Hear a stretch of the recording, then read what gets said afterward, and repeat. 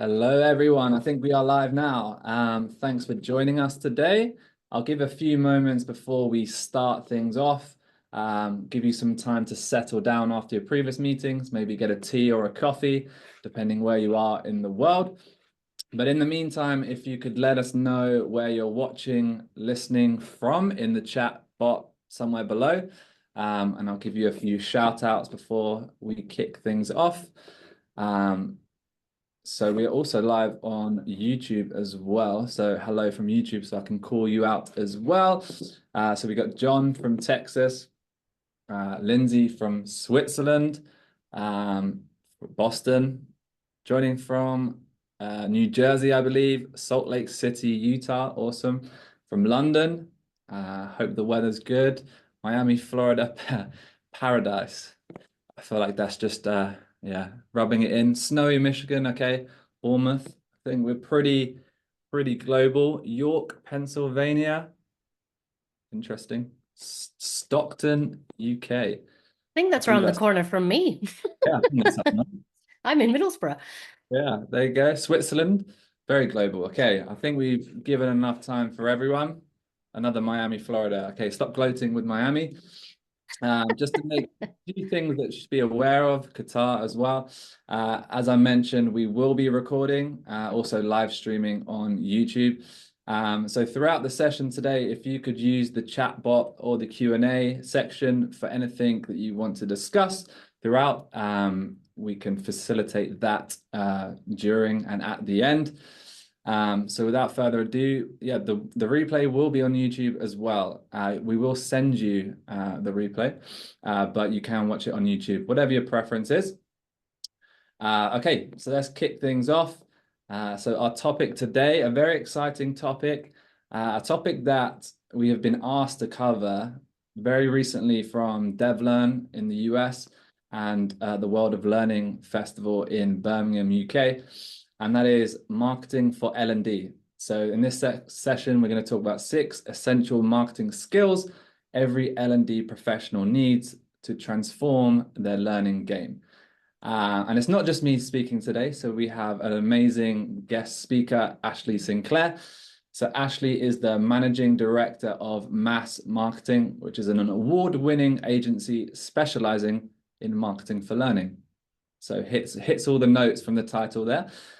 So since founding Mass, Ashley has led campaigns for clients like Starbucks, MetLife, Booking.com. That's focusing on L&D engagement strategies, LMS launches, brand positioning, and L&D upskilling. And in that time of founding Mass, Ashley's leadership has led to numerous accolades. Just to name a few, the British Training Awards, and the VMA's Best Integrated Digital Campaign, which cements the reputation as the only agency in the world to deliver impactful marketing for learning. So thank you very much, Ashley, and I'll hand it over to you. My pleasure. Thank you so much for that intro. I will just get my screen shared if you can confirm once you see the retina burning yellow. Yes. Are we there? Yep. Perfect.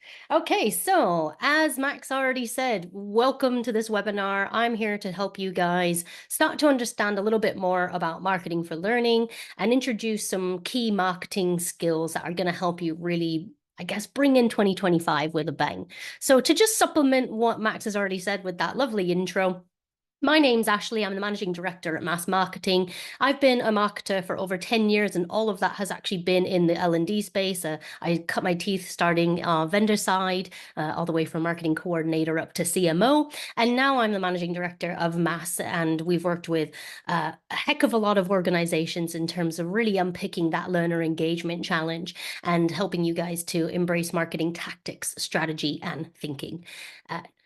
There's a slide that shows our awards. It's not that interesting, but there it is anyways. So I want to start with a question. You guys are here probably because you're grappling with a lot of different issues and a lot of different challenges in your organization. If you can just put in the chat, I'll just give you 30 seconds, a minute. What is your biggest challenge at the moment in L&D? What are you grappling with? What are you contending with? Is it budget constraints? Aaron saying learner engagement, getting people to actually take our courses. getting people to attend instructor-led courses. Time. Interesting, interesting. People registering for webinars but not attending. That was a massive problem that Starbucks had actually. Okay, leadership buy-in and support, time constraints, talent. Okay, so people are very busy. People are time poor. And it's hard to get their attention, isn't it? We know we're really, really struggling. We've got a great learning product, but we can't always get people to interact with it.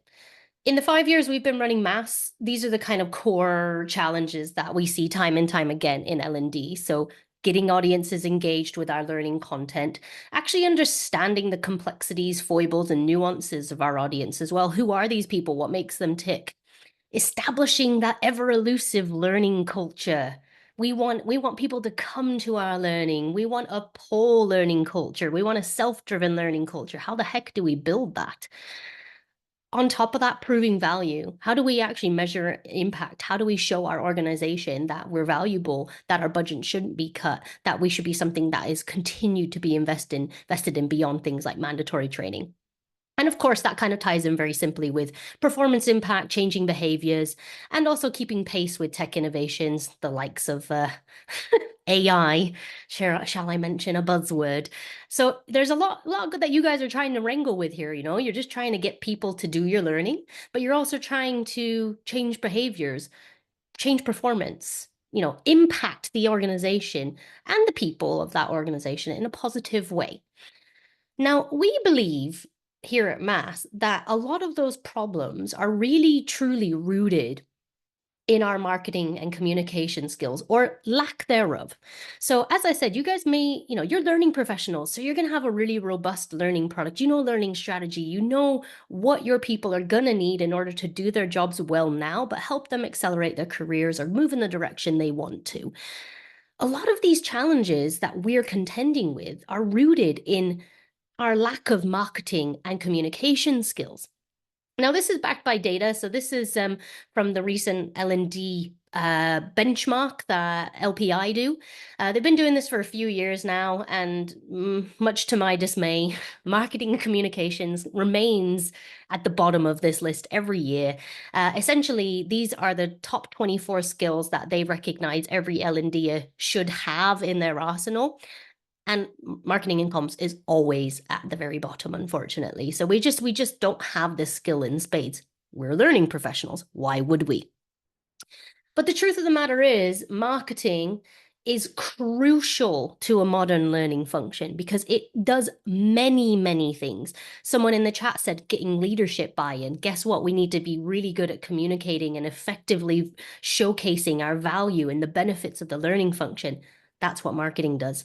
We want to be able to increase connection with audiences, boost engagement, not just with our learners, but key stakeholders across the organization. That, of course, helps us to establish our learning brand's presence. Over time, that can help evolve learning cultures. Naturally, our learning is going to be more effective if people are doing it, more likely to impact performance, change behaviors. And things, consistent marketing can help build trust, raise wider awareness of what's going on. So there's a lot of value in marketing and there's a lot of benefit to actually starting to embrace this skill. So what I'm going to show you guys today is some of the really essential skills that I think you need to start focusing on developing. And chances are they're probably not going to be what you're going to think off the top of your head. So I've taken the time, obviously, you guys are here to just see about those 6 because there's a lot going on in marketing. Where would you start? If you're like, I want to learn about marketing and you Google that, you're going to get stuff like SEO and digital marketing. And, this is very specific to the challenges that we see L&D experiencing time and time again. And if you're going to exert some energy in 2025 in terms of upskilling yourself, here's where I think you need to start.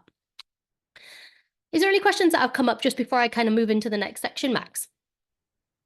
Not yet, other than what do the pineapples mean, but we can get to that. Yeah, we'll put a pin in that. We'll pick that up at the end. Okay, so just to add to that, if you do have questions and it's kind of pertinent to what I'm saying, by all means, fire them in the chat. Max is keeping an eye on that. Otherwise, we can have a short Q&A at the end as well. So whatever kind of suits you. So these are, in mine and my colleague Hannah's, I guess, humble opinions, what we need to be focusing on as learning professionals. marketing mindset, thinking like a marketer. I'll elaborate on what that is in just a minute. Partnering more effectively with the business, being more commercially focused. Probably some you actually expected to see copywriting and design and data interpretation as well. How do we prove that impact piece if we don't understand how to capture data and measure it? So let's start with the marketing mindset because that's usually where I see us kind of initially falling down. We start with an attitude of, well, these people work for our organization and therefore they probably want to learn, or they should want to learn is maybe more of an attitude. And that mindset is really, really problematic for us because most marketers that I know operate from a stance of it's my job to inform my target audience about the product that I'm selling and why and how it helps them and improves their lives, whatever it might be, the benefits of that. Whereas what we often do in L&D is, hey, here's some learning. I made it for you. Go do it. Or hey, your new learning platform is here. Go take a course. Oh, there's a new workshop available. Do you want to sign up? And we miss that element of influencing and persuading. So thinking like a marketer means realizing that these people aren't learners, they're human beings, right? They're more than their job title. They're more than an employee at your organization. They're mothers, they're fathers, they're sisters. They have lives and they have things that are happening outside of the workplace that influence who they are at work. So thinking like a marketer means knowing that your audience are human beings. They're not just learners. They're not coming to work to learn. And the word learner is problematic anyways, because it kind of implies they're already doing it. And in many cases, you guys can already attest to the fact that that's not true. Thinking like a marketer also means focusing on benefits, not features when promoting. So again, those examples that I just gave you, we're not actually looking at helping people understand how giving you their time, this transaction, it's a transaction. I give you my time to learn. What am I going to get out of that? The best marketing, the most influential marketing focuses on benefits over features. Really, really important shift in our language in terms of how we start to interact with our audiences. Just that simple, tiny change. And finally, not targeting people based on job titles. So I see this all the time where learning functions have developed learning solutions for specific job groups, functions, whatever it might be, because you do need certain skills to do a certain job. Yes, okay, if you work in finance, you might need to have more regulatory things or this, that, and the other. That makes perfect sense for building out your learning strategy. But in terms of how we influence these people, how we persuade them, the job title doesn't mean a lot. So when you start bucketing your audiences into leadership, managers, and you start doing marketing for them, we really lack a level of depth in terms of understanding who these people are. Because the truth of the matter is, what we really need to always be doing in our marketing and communications, and this again starts with our mindset, is answering the what's in it for me for people. What are they going to get out of it? If I give you my time, what's in it for me? Where are the benefits?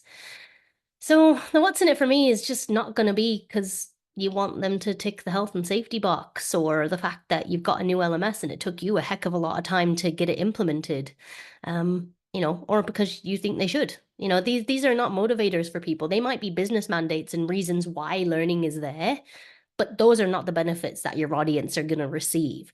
So again, you need to think a little bit more about how we're saying things to people and how it kind of is seen by them and the kind of optics of that for them.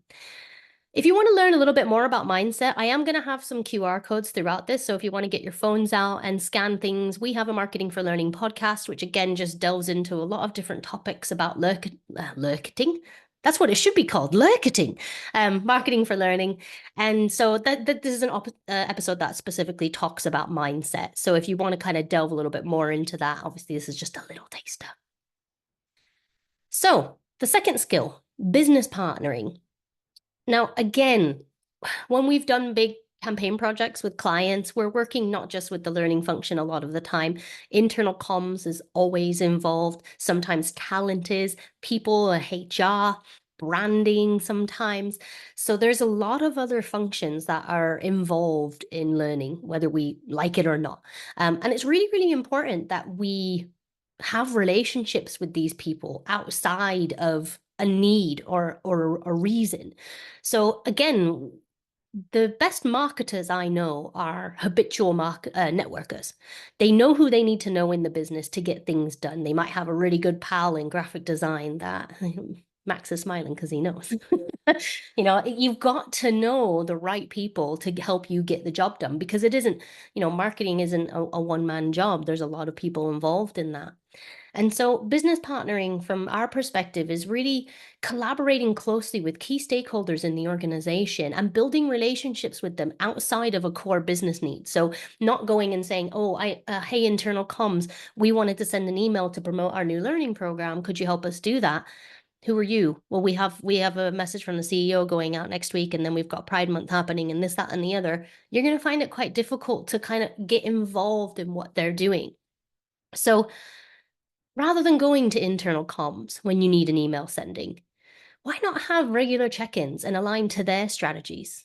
I've had to change a whole campaign that I did for a client right at the very, very end. We'd done all of the assets, we delivered everything. And then we spoke to their head of people, and they were basically building a new kind of internal brand, employer brand. And there was a kind of key headline that was part of that. And we had to alter all of our content to sit within that. If that relationship had been established at the beginning, we would be aware of that change before we got told right at the end. That cost us more time and more resource to change things rather than just being more involved in the organization. They'll have a plan. They'll have a strategy in terms of they'll know what's going on and what's due to be released when and how. They'll also have a bit of a more of a pulse as to what's going on. They're closer to the C-suite. They tend to maybe have a bigger, broader view of the organization as a whole. Really, really strong ally for L&D that's highly underdeveloped from a relational perspective. Equally, rather than battling with HR or talent to get valuable learner data, again, we've talked about proving impact. How do we do that? A lot of people say to me, we just don't have any data. It's housed in other parts of the business. So in order for us to truly translate learning undertaken to business impact, we need data from other places. So why not build a squad or a focus group to foster collaboration? Because you guys are trying to accomplish similar goals. So again, finding scenarios where you can collaborate with people from other functions and have those regular touch points is highly, highly valuable. And again, just adding to that, rather than fighting to prove value to the business and retain budgets, get to know senior leaders on a first name basis. Present the work that you're doing, the impact it's having. If you're doing a pilot with something like marketing for learning, benchmark, show them how that's helping move the needle. Because if you show them you're trying to evolve what they're doing, you're using your budget valuably, you're having these conversations and proactively fostering relationships, you're going to get more engagement from the business. I guarantee it. So again, this is not our podcast or anything, but if you want to learn a little bit more about building relationships within the organization, I think this Learning for Good podcast is excellent. It's just a really, really fantastic listen and kind of builds on everything I've said in terms of being a serial networker within the organization. So, number 3, being more commercially focused. So, when I first started working in the world of learning, I was bewildered at how much money is being spent in this industry with very little concern for any measurement of impact, ROI. Did it do anything? I don't know. People liked it. Oh, cool. I will put a pound pig figure on that. Most marketers are pushed to deliver ROI. You spent X amount of budget. What has that got the business back in return? We have to substantiate our efforts. We have to prove that our efforts are adding value to the business. Otherwise, I tell you what, we're going to lose our budget. We're going to get cold pretty quickly. Maybe we'll get outsourced to an agency instead. Our jobs are at risk if we aren't proving value.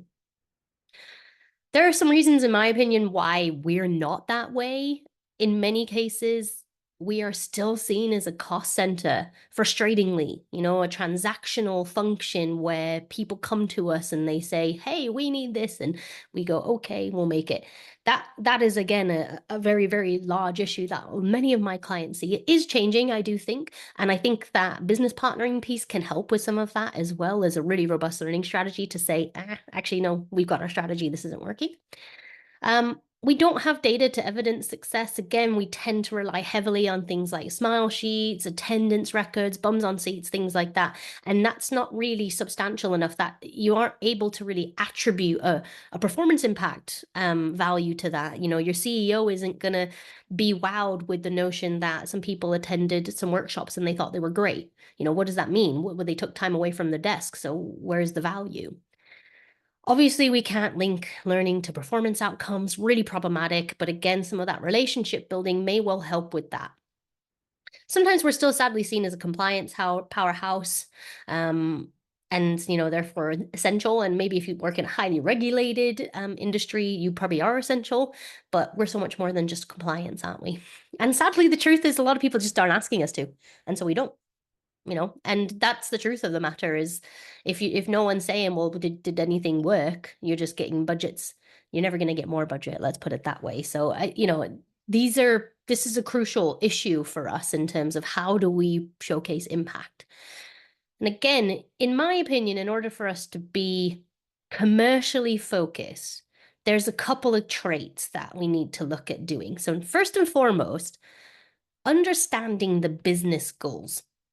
Again, a lot of my clients aren't fully clear on where the business is going, what it's doing, what's changing. Is the business's strategy M&A for the next 3 years? How's that going to impact your learning function if there's going to be, tens of thousands of new people joining the organization in the next couple of years?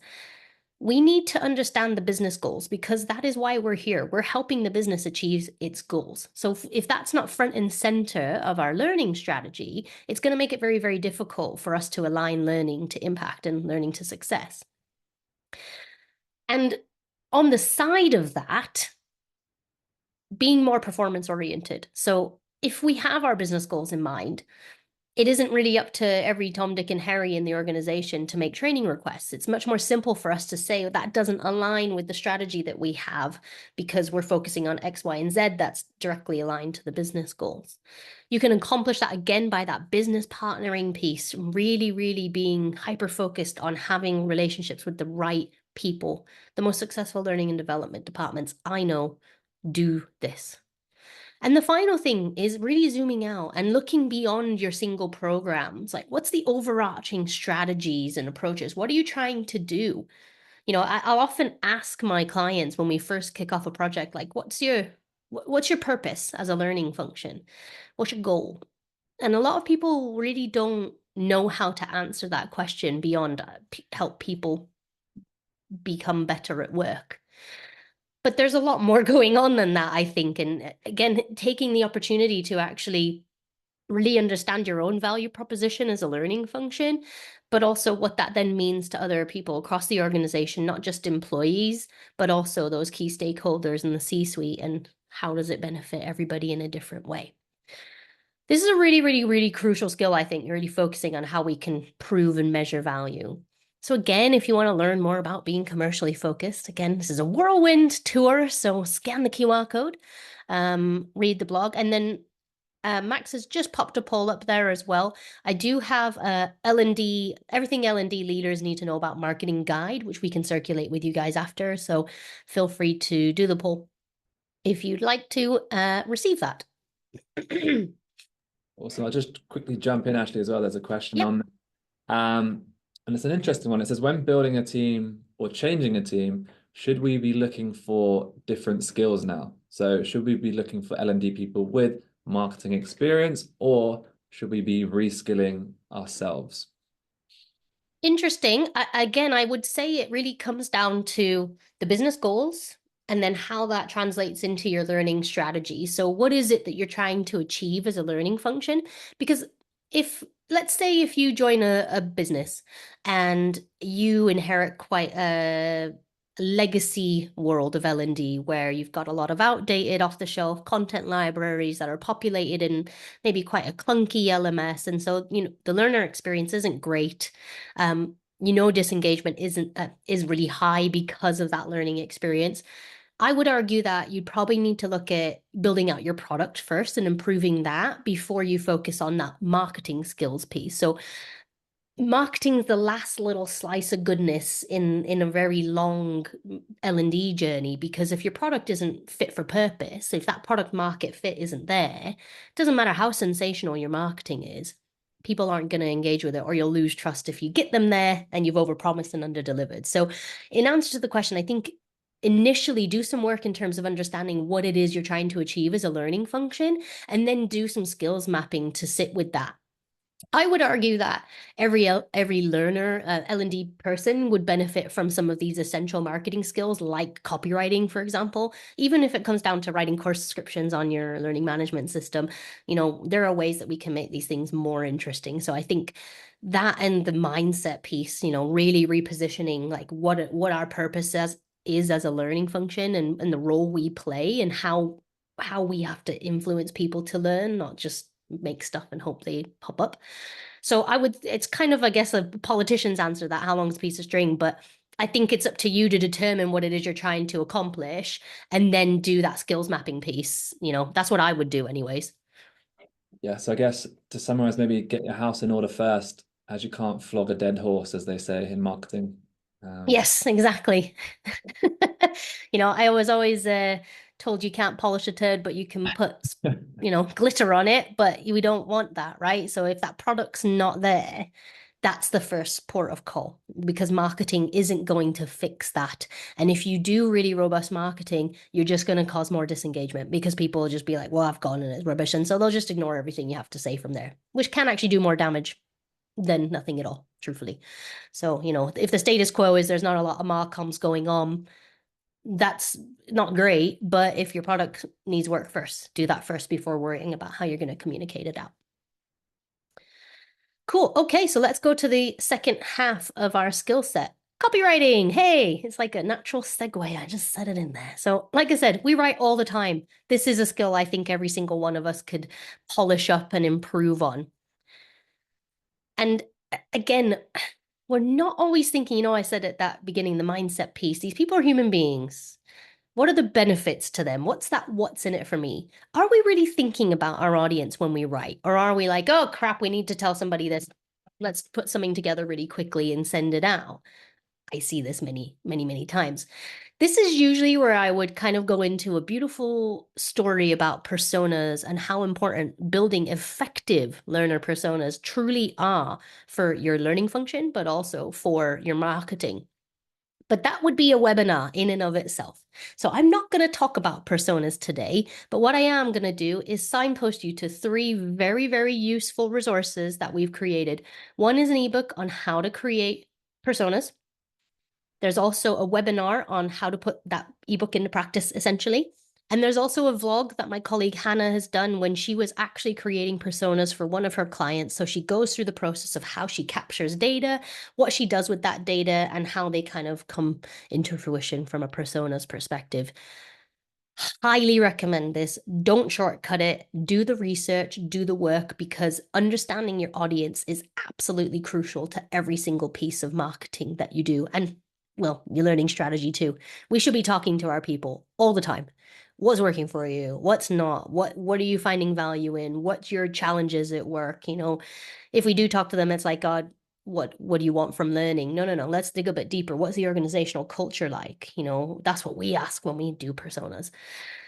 So I will park personas. Let's get back to copywriting. Some key tips for me.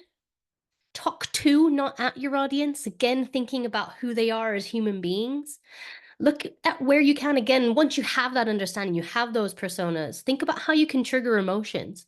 Highly effective marketing triggers emotions. Some of your most key memories from when you were a child are likely associated with a strong emotion, whether that's sadness, happiness, joy, whatever it might be. Emotions are highly effective at getting people's attention and keeping it. So again, don't always have to use the positive emotions, bit of FOMO, bit of fear, that sort of thing can also be very, very effective and isn't going to do a detriment to your learning function either. Keep it simple, avoid jargon, hyperbole, don't overpromise and underdeliver, keep it simple, make it easy. People don't want to expel cognitive energy on trying to understand what it is that you're saying. keep it simple. Stupid is one of my favorite things, Kiss. Just read it out loud. And if it feels weird, if it reads weird, then it's probably going to read weird to your audience. So, make sure it flows naturally and try things out, test different things, try a different tone of voice, try a short email or a long email, try some different imagery, try text in the imagery, what works, what doesn't. Get creative with what it is that you're doing. So again, not a resource of mine, but a very incredible one. Max and I were talking about this before. This is probably one of the best webinars I've seen in a really long time around copywriting. Again, it's done with a marketing lens. These people are marketers, so it's not L&D specific, but I guarantee you're going to get a lot of value from it if you do listen to the webinar, because whilst it's marketing focused, the same things that they discuss in terms of understanding your audience, how we influence, how we persuade, all the same stuff. So you can pretty much just change the word uh, prospects, customers to learners, and it mostly makes sense. Next one, design, because a picture's worth 1,000 words, right? Highly overlooked aspect of our learning offering. I see a lot of very, very not okay stock photography still being used in our universes. It's very tired. People have seen it 1,000 times. So what do we need good design for? So again, this is a first impression. So if your imagery is not great, are people going to make a direct correlation to that and think, actually, is that the quality of the product? If that's what it looks like there, is that what it's going to look like on the other end when I actually do the learning?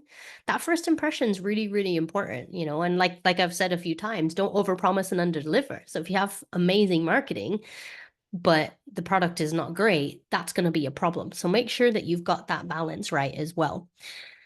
And really, one of the main things we want to be focusing on is increasing recall and repeat engagement. So we want people to be able to recognize our content, and design does that. So someone asked, why the pineapples? So I'll pick that up now. Pineapples have nothing to do with marketing or learning, do they? Absolutely random as you like. They were part of a brand design that I did a long time ago. Essentially, when I built Mass, I thought, okay, everything's very blue and white. I don't want something that looks and feels corporate. We're a quirky, funky agency. We want to have lots of energy.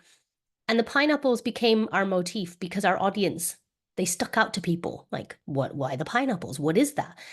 It's a marker, it's a memory, it's a recall thing, and they're everywhere in the world. So people see them and associate them with our brand.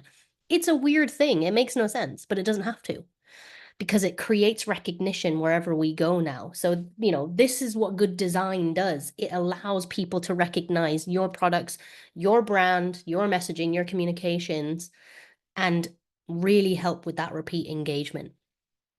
So again, some design tips that are really, really important. Don't overcrowd things. I do see sometimes there's so much information you want to get down on an image, and actually, again, keep it simple, keep it clear, maintain hierarchy and alignment. So as you can see here, I've got headers, I've got bullets, I've got the same kind of order of things so that people can clearly understand what's important, what's secondly important, etc., etc. Really, really, adhere to the laws of visuals. Create contrast where you can, but be very mindful of accessibility as well, because that is a crucial aspect in terms of whether people who are colorblind, for example, can read things. So for example, we wouldn't ever put white text on our pink backgrounds because it's not very easy to read. Again, be consistent where you can. So if you look at the deck I'm showing you today, there's pineapples in places, but it's not on every single page because that would get incredibly tiresome. So how can you pull things out that make sense if it's a color, if it's a pineapple motif or your logo, but how can you be consistent with that without being over the top? And as I said, utilize universal digital language. So I guarantee you've all been on a website where you can't find the hamburger menu or you can't find the menu because some quirky designers decided it should be in the bottom right corner of the website, and you can't find it because that is not the UI that we are used to. We're used to menus being in the top right on a mobile phone or top left. People, again, don't want to have to exert energy to try and find things. They'll get bored. Their attention spans are not there. I think there's a stat that when people go onto a website, if it doesn't load within 2 or 3 seconds, they bounce straight back off. They're not even interested. 2 or 3 seconds. So we don't have much time to get people's attention. So I just wanted to show you a few examples of like design, right? So is this a good design or is this a bad design? Does anyone have any thoughts? Just pop anything in the chat if you have any thoughts on this. Bad, bad. Does anyone want to say why?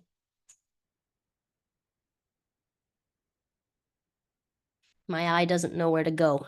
Yeah, it's confusing. And also, if you look at it, all the land is blue, which makes no sense at all because we would expect to see oceans blue and land being a different color, right? So they haven't thought about how people are going to interpret that. They haven't stuck to those universal rules that typically, if we're looking at some sort of map, there's going to be blue oceans.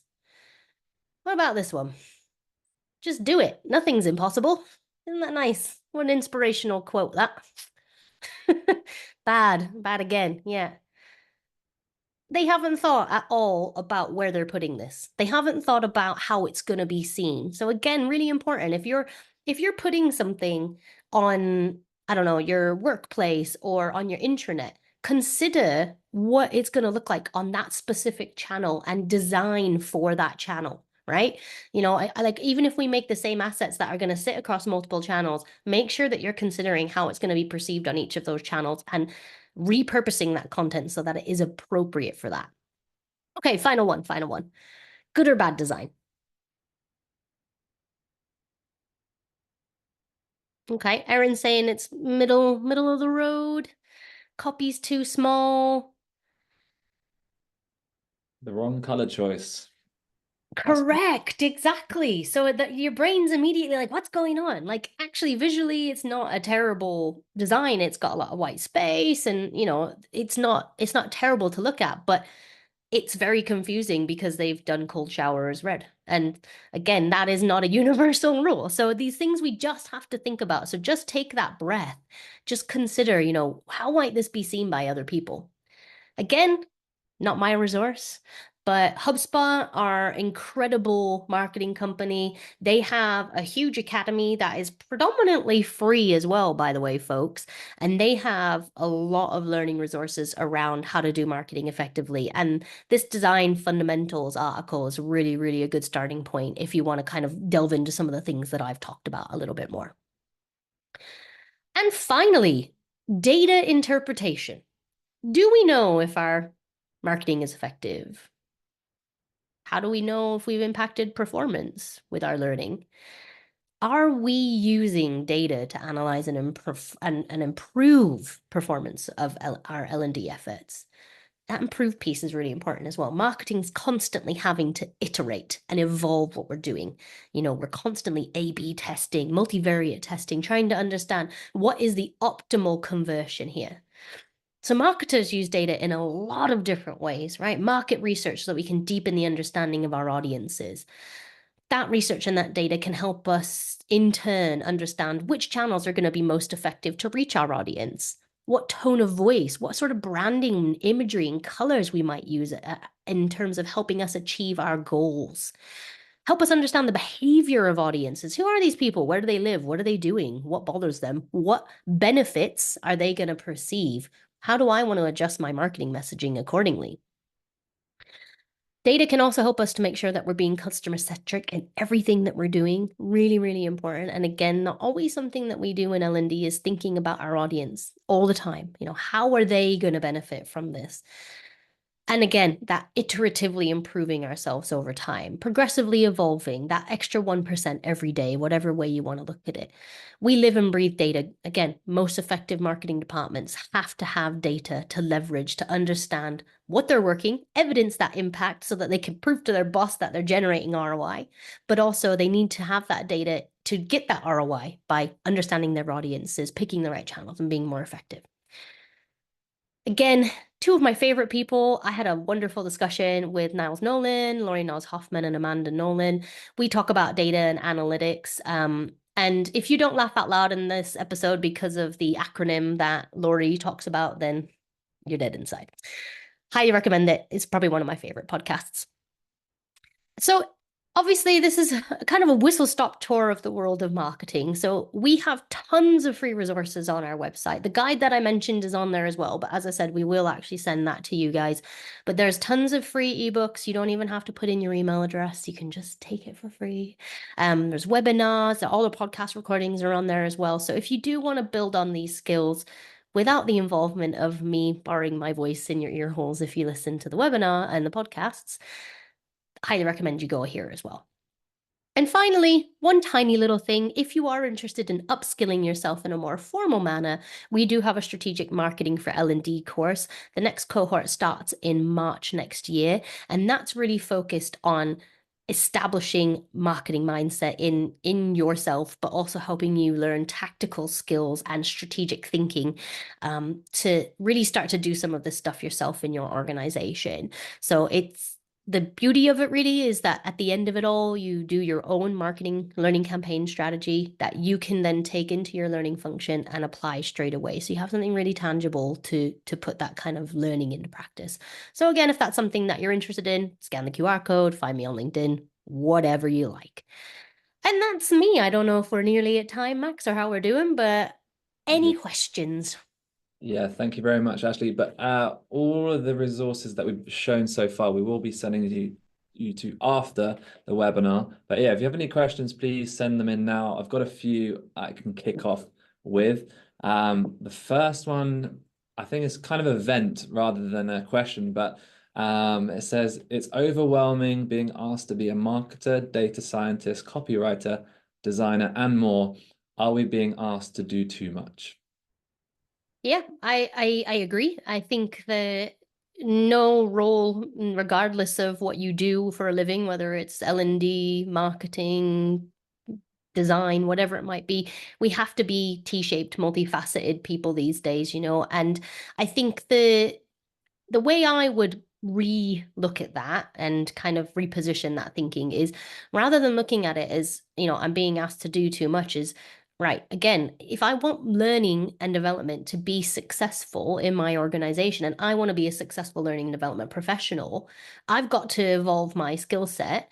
And that may well be thinking more about data, leveraging AI and using it as a companion, developing your marketing mindset and your copywriting skills because some of my clients now they're really happy with their learning product, like to the point where they're like, you know what, we're not going to develop that any further. We're really happy with that for at least 3 to 5 years.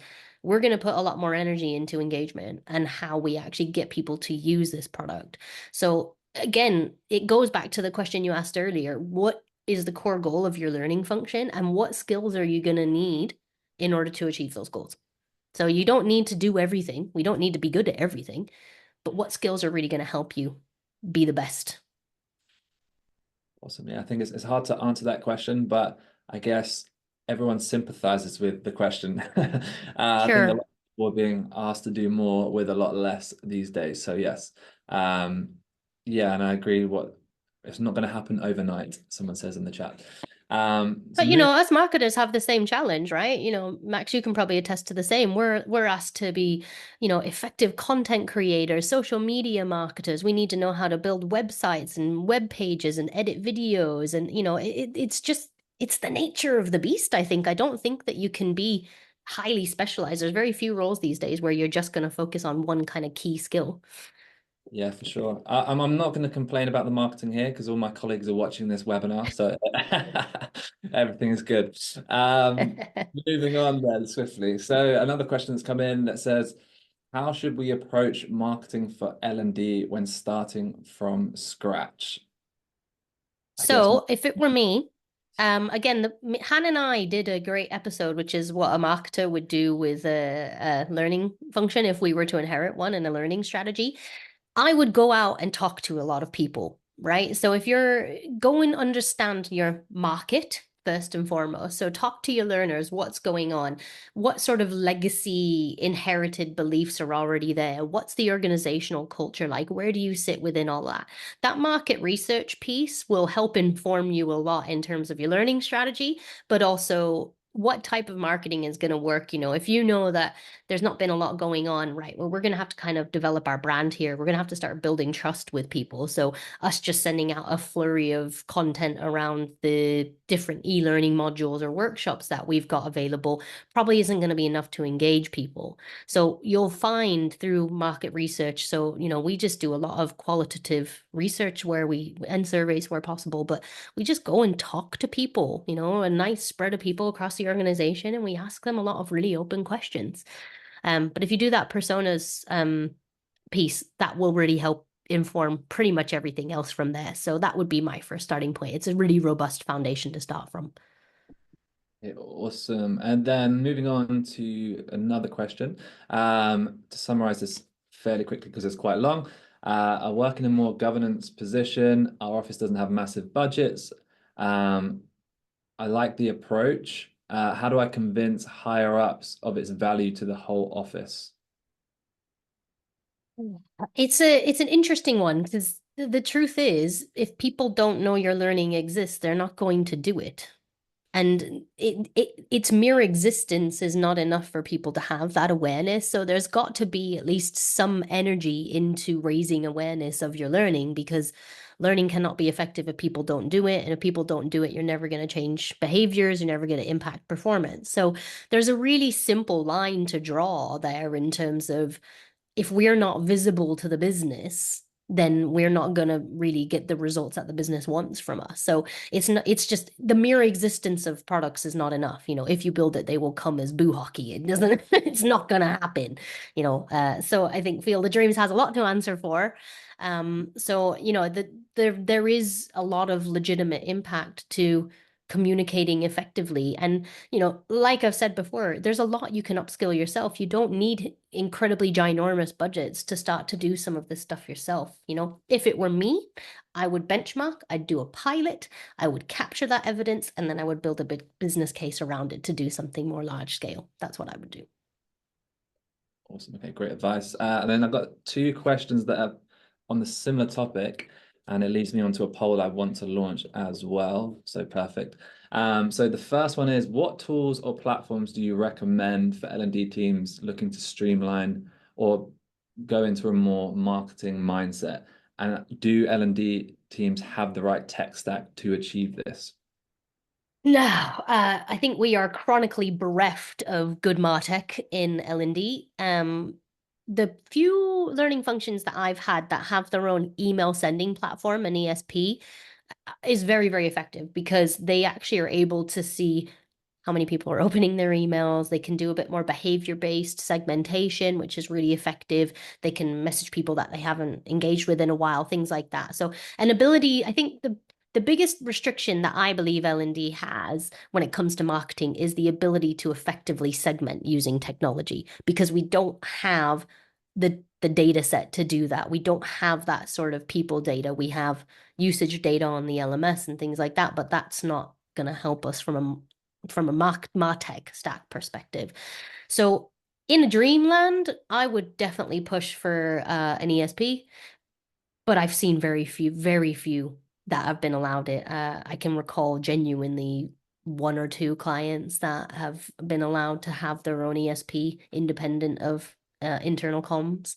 So I think that that's one piece of tech that would be highly beneficial. But again, we have to just find workarounds. I've seen a lot of people do things with segmentation and mail merge and Outlook, and we have to get a little bit more creative because a lot of us just aren't there with that tech stack. And so, I always say the sort of marketing that we have to do in L&D is like billboard approach, right? So if you think of a billboard, however many people in the world see the billboard, but it's targeted to a specific group of people. So that's why I said that audience research piece and that personas piece is crucial, because that helps you understand how you can target people within your organization.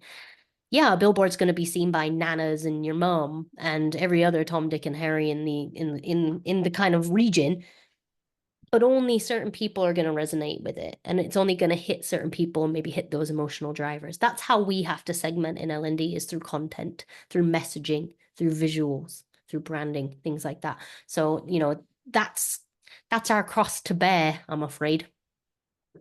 Yeah, and I think I'll jump on that point about the tech stack is from previous experience, don't buy something shiny and expensive because it will hurt you in the long run and probably not work for how you want it to anyway. So that's some advice on that. Yeah, and I would add as well, most of the LMS features or LXP features that I've ever seen that do some sort of marketing, it's very rudimental.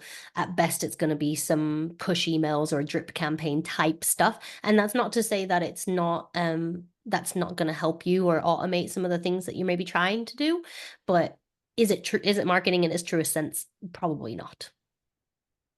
Yeah, awesome. And I think we've got time for one more question. If we don't answer your questions, we will get back to you after this webinar. And I'll end it on this as we're nearing the new year, scarily. So Ashley, what are your trends to look for in L&D for 2025 that isn't AI or marketing for learning? Because they are the main two I've seen already. I would have said not AI because I think everyone's a bit tired of that one. Do you know what I would like to see more of? Audience centricity in everything that we do. So putting our people first and really focusing, having that be the nub of it all. These people are the linchpin of our success. And if we don't really start to put a focus on how this stuff that we're building helps them, it's just not enough to, get some content libraries, right? You've got that. Great. Let's look at curating. How can we improve those experiences for people? Because the amount of employees I've spoken to in my research, most people will express a very similar gripe, which is, I don't know what's available to me. I don't know where to find it. And I don't know how to use it to help me be better at my job now and help me to get to where I want to get to, which is either career progression internally, horizontally, or even getting, future-proof skills that are going to help me get my next job somewhere else. Focus on that. What's your product fit for your audience? And then how do you get them to actually understand that? Amazing. I think that's the perfect ending to well, I say perfect webinar. That's my opinion, but you can say otherwise. Thanks. Um, You're very nice. yeah. So yeah, I mean, we're at end of time now, but I would like to thank everyone for joining us today, and a huge thank you for Ashley for running the webinar for us. So, yeah, appreciate your time. If it's morning, evening, good night. We'll see you next year. Happy holidays, all the good stuff. See you very soon. Thank you guys. Thank you. Bye bye. Bye.